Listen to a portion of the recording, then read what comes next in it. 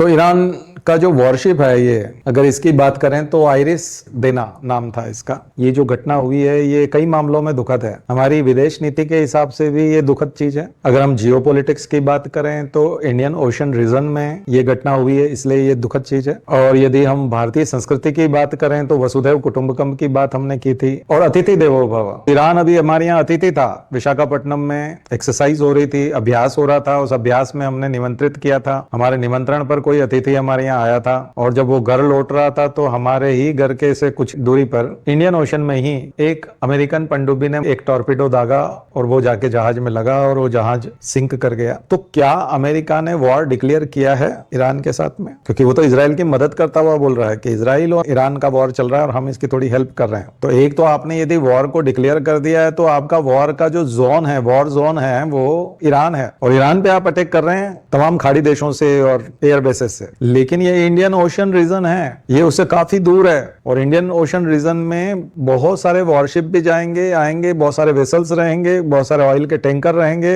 80% oil का trade route है ये। तो इसमें ऐसी अशांति आप नहीं फैला सकते। लेकिन दिक्कत ये है कि हम नेतृत्व के रूप में जो है पराधीन हो चुके हैं। अब डोनाल्ड ट्रंप किसी की सुनते नहीं है, और हमारा नेतृत्व जो है उस पर दबाव डालने की स्थिति में नहीं है। न तो हमने हमारी भारतीय संस्कृति की भावना के अनुरूप हम उनकी रक्षा कर पाए क्योंकि वो हमारे घर आए थे, न हमें उन्हें सिक्योरिटी दे पाए, न हम इवैक्यूएशन में मदद कर पाए। लेकिन वो आया था हमारे बुलावे पे, हमारे यहाँ अभ्यास करके गया है। जा रहा था अपने घर, वहां जाकर के जो होना होता हो जाता, लेकिन ये हमारे यहीं बीच में ही हो गया। तो बड़ा दुखद है। सीधा सीधा अंतर्राष्ट्रीय नियमों मानकों का उल्लंघन अमेरिका ने किया है, लेकिन हम बोलने की स्थिति में नहीं है।